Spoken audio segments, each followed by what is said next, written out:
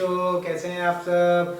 तो बच्चों हम डिस्कस कर रहे थे एससी वर्मा के प्रॉब्लम्स, और इस वीडियो में बच्चों हम डिस्कस करने वाले हैं क्वेश्चन नंबर 66 से क्वेश्चन नंबर 70 तक की प्रॉब्लम्स, जो है हमारी chapter number 29 electric field and potential.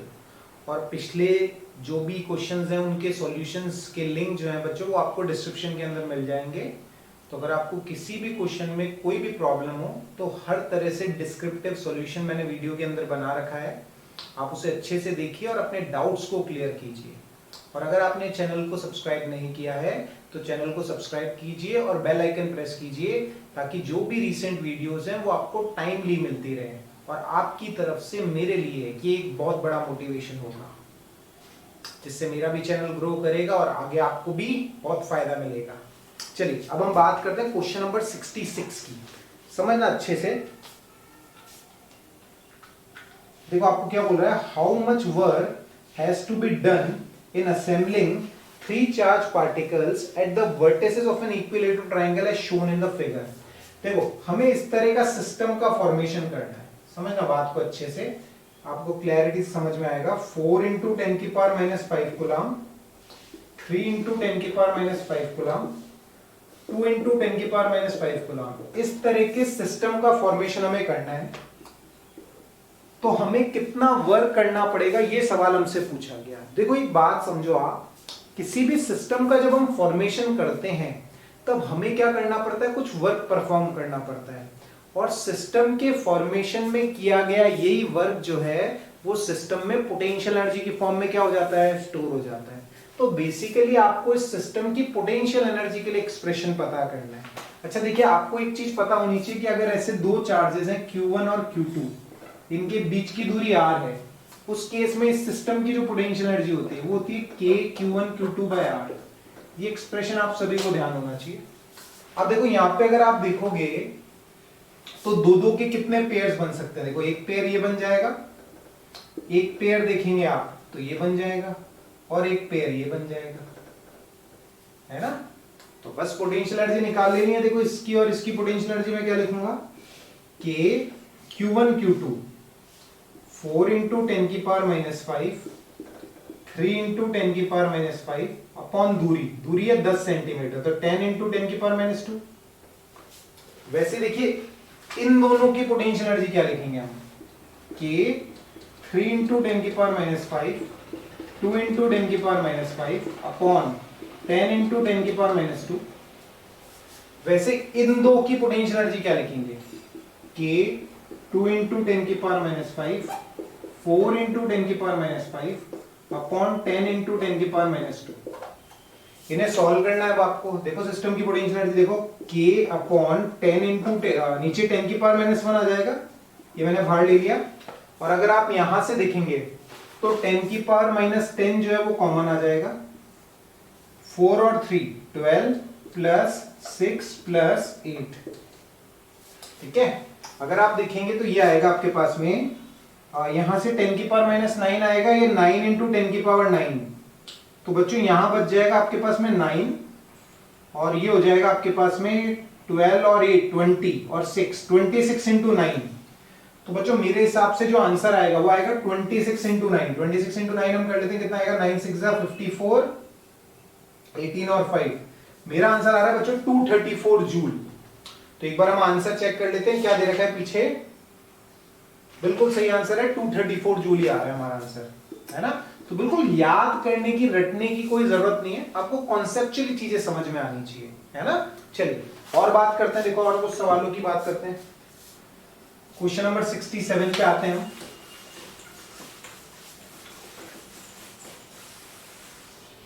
देखिए क्वेश्चन नंबर 67 आपको क्या कह रहा है, आपसे कह रहा है kinetic energy of a charge particle decreases by 10 joule as it moves from a point at potential 100 volt to point at potential 200 volt. Find the charge on the particle.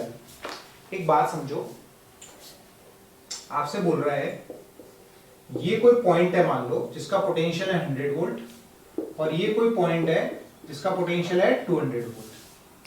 आपसे बोल रहा है एक पार्टिकल जो है वो 100 वोल्ट से 200 volt वाले पॉइंट की तरफ गया, ऐसे गया, A to B गया। मान लो पार्टिकल पे कितना चार्ज था, क्यू चार्ज था, और पार्टिकल ए टू बी गया। पार्टिकल कैसे गया, ए टू बी गया।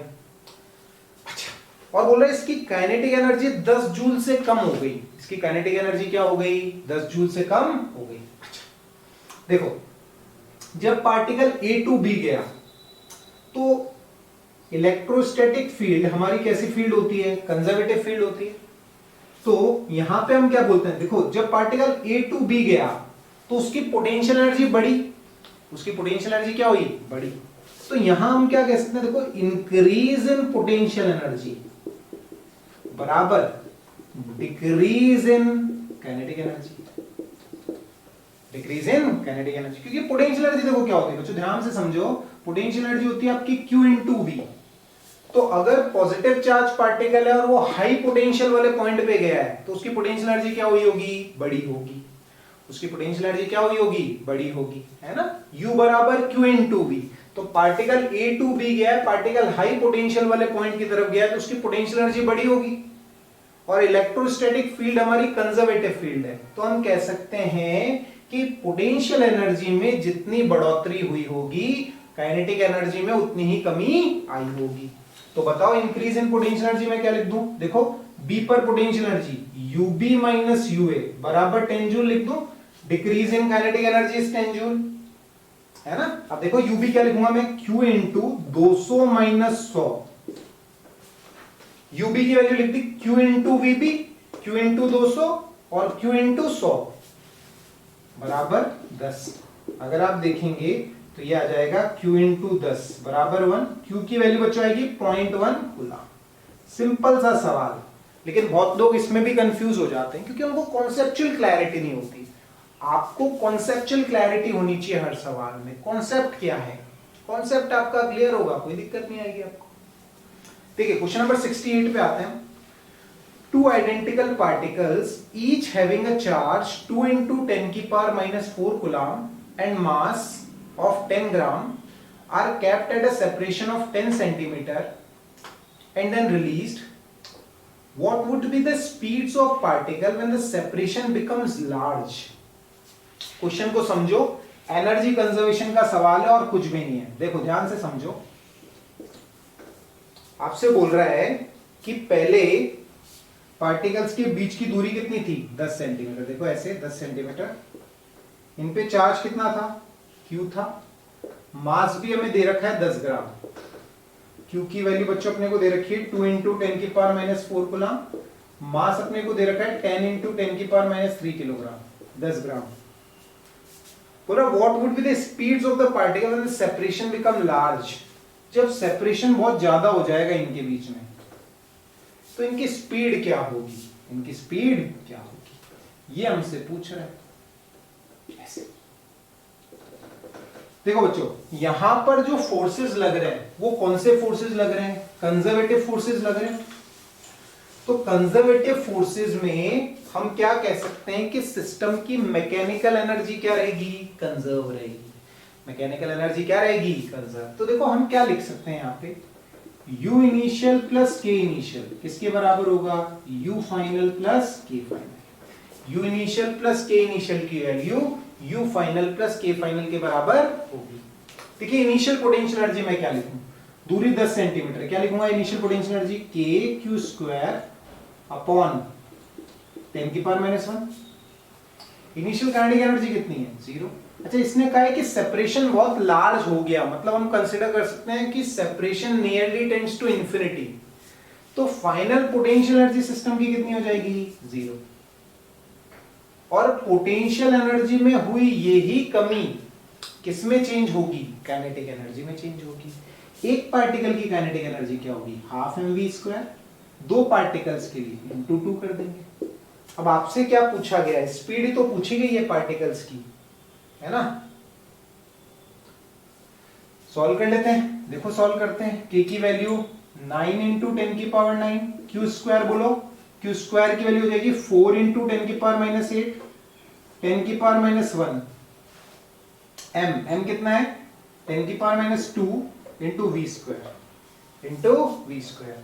सॉल्व करते हैं, देखो ध्यान से, 10 की पावर माइनस 7 आएगा, 10 की पावर 2 आएगा, वो इधर आएगा 10 की पावर माइनस 4, तो मेरे हिसाब से आएगा ये 9 इंटू 4 इंटू 10 की पावर माइनस 4 बराबर v स्क्वायर।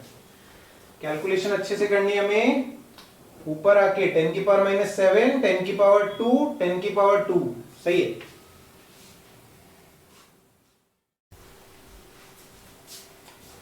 क्वेश्चन नंबर 69 हमें कह रहा है कि two particles having equal masses of 5 gram each and opposite charges of 4 into 10 की power minus 5 coulomb and minus 4 into 10 की power minus 5 coulomb, they are released from rest with a separation of 1 centimeter between them. Find the speeds of the particles when the separation is reduced to 50 centimeter. देखो बिल्कुल वैसा ही सवाल, energy conservation का सवाल। देखो बोल रहा है दो पार्टिकल्स हैं हमारे पास, मास हमें दे रखा है 5 ग्राम और चार्जेस जो है वो पार्टिकल पे दे रखे हैं। एक पे दे रखा है 4 इंटू 10 की पावर माइनस 5 कूलम, दूसरे पे दे रखा है माइनस 4 इंटू 10 की पावर माइनस 5 कूलम। इनिशियली इनके बीच का सेपरेशन आपको दे रखा है 1 मीटर। बोल रहा है रेस्ट से रिलीज किया जाता है इनको रेस्ट से क्या किया जाता है, रिलीज किया जाता है। अच्छा एक बात समझो, रेस्ट से जब आप रिलीज करोगे दोनों पार्टिकल्स एक दूसरे की ओर अट्रैक्ट होंगे क्योंकि अपोजिट पोलैरिटी के चार्जेस हैं। तो आपसे ये पूछा है जब इनके बीच की दूरी 50 सेंटीमीटर हो जाएगी, जब इनके बीच की दूरी 50 सेंटीमीटर हो जाएगी तो इनकी स्पीड क्या होगी, इनकी स्पीड क्या होगी, ये सवाल हमसे पूछा है। अच्छा पहली चीज तो दोनों पार्टिकल्स की जो स्पीड होगी वो सेम होगी। वो मैंने कैसे पता लगाया, बाय मोमेंटम कंजर्वेशन। कैसे लगाया, मोमेंटम कंजर्वेशन। क्योंकि सिस्टम पे कोई एक्सटर्नल फोर्स एक्ट नहीं कर रहा, तो अगर सिस्टम पे कोई एक्सटर्नल फोर्स एक्ट नहीं कर रहा तो मोमेंटम सिस्टम का कंजर्व रहेगा। इनिशियल मोमेंटम 0 है तो फाइनल भी 0 होगा। तो अगर इसके पास mv इधर है तो उसके पास mv इधर होना चाहिए। दोनों का मास सेम है तो दोनों की स्पीड भी सेम होगी। अब आपको एनर्जी कंजर्वेशन लगा देना है और कुछ भी नहीं। देखो u initial plus k initial बराबर u final plus k final. u initial क्या लिखूं बोलो, k q1 q2 y1, k initial की value 0, u final k q1 q2 upon 0.5। Final kinetic energy half mv square into 2, half mv square into 2। Solve कीजिए। अगर आप देखेंगे तो क्या आएगा, फाइनल काइनेटिक एनर्जी आपसे पूछ रहा है। देखो सॉल्व करते हैं। देखो सेपरेशन कितना हो गया, 0.5 हो गया। फाइनल काइनेटिक एनर्जी आपसे पूछ रहा है ना। देखो ये पूछा find the speed of the particle when separation is reduced to 50 centimetre. Initial potential energy, initial kinetic energy 0। अब देखो सॉल्व करते हैं इसको। लेके आता हूं मैं इधर k q1 q2 1 माइनस 2 हो जाएगा। ये 0.5 1/2 लिख सकते हैं। ये बराबर क्या होगा, mv स्क्वायर। अब वैल्यूज पुट अप कर देते हैं। देखो सारी, तो ये आ जाएगा आपके पास minus k q1 q2 upon m बराबर v स्क्वायर। सॉल्व करते हैं। 9 इंटू 10 की पावर 9, q1 q2 रखोगे। देखो q1 q2 का करो, कितना आएगा ये आएगा आपके पास माइनस 16 इंटू 10 की पावर माइनस 10 अपॉन मास है 5 इंटू 10 की पावर माइनस 3 बराबर v स्क्वायर। देखो डेटा रखा है और कुछ भी नहीं रखा है। k की वैल्यू पुट अप कर दी, q1 q2 माइनस 16 इंटू 10 की पावर माइनस 10, m 5 इंटू 10 की पावर माइनस 3। सॉल्व कर लो। ये आएगा आपके पास में v स्क्वायर की वैल्यू 9 इंटू 16 10 की पावर माइनस 1, ऊपर आएगा 10 की पावर 3, 10 की पावर 2 अपॉन 5 बराबर v स्क्वायर। तो v स्क्वायर की वैल्यू बच्चों जो आनी है मेरी 9 इंटू 16 इंटू, और कैलकुलेशन देखिएगा ध्यान से कहीं गलती तो नहीं हो गई,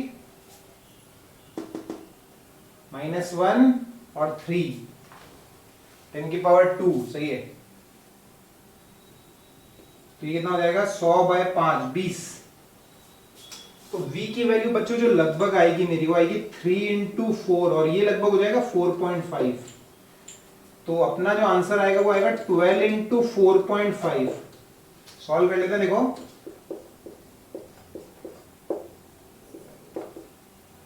48 0 14 5।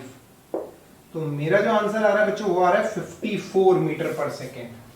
चेक कर लेते हैं। देखो 69 का आंसर बिल्कुल सही है, 54 मीटर पर सेकेंड। देखो सब कुछ आपके सामने ही किया जा रहा है, कोई सवाल मैंने याद नहीं रख रखा है, मेरे को कॉन्सेप्ट समझ में आता है कि इस तरह से किया जा सकता है इस सवाल को, बाकी कैलकुलेशन है वो मैंने कर ली, आपके सामने है सब कुछ। देखो क्वेश्चन नंबर 70 पे आते हैं हम, बिल्कुल आसान सा सवाल है क्वेश्चन नंबर 70। देखो क्वेश्चन नंबर 70 बच्चों आपको कह रहा है a sample of HCl gas is placed in the electric field 2.5 into 10 की power 4 newton per coulomb, dipole moment of each HCl molecule is 3.4 into 10 की power -30 coulomb metre, find the maximum torque that can act on the molecule. बिल्कुल simple सा सवाल, अगर electric field में किसी dipole को रखा जाता है तो लगने वाला टॉर्क होता है पीई साइन थीटा। लगने वाला टॉर्क क्या होता है? P E sine theta. आपको ये बात अच्छे से समझ में आनी चाहिए। अब आपसे बोल रहा है मैक्सिमम टॉर्क, तो टॉर्क मैक्सिमम कितना होगा बोलो? P इंटू ई के बराबर होगा। किसके बराबर होगा? P इंटू ई। पी की वैल्यू कितनी है? देखो पी की वैल्यू आप सॉल्व करो। पी की वैल्यू आपको दे रखी है 3.4 into 10 की पावर -30। ई की वैल्यू आपको दे रखी है 2.5 into 10 की पावर 4। अब सॉल्व कर लीजिए इसको, देखो क्या आता है। 3.4 into 2.5, 10 की पावर -26, 34, 25, 5 4 जा 20, 15 और 2 17, 68, 0, 8 और 7 15, 8, 8.5। मेरा आंसर आ रहा है बच्चों 8.5 into 10 की power -26 newton metre. Newton metre is the unit of torque. देख लेते हैं, बिल्कुल सही है। 8.5 into 10 की power -26 newton metre is the answer. बिल्कुल सिंपल से सवाल थे, कोई घबराने वाली बात नहीं है। आपको बेसिक फॉर्मूले, बेसिक कॉन्सेप्ट्स जो हैं वो आने चाहिए।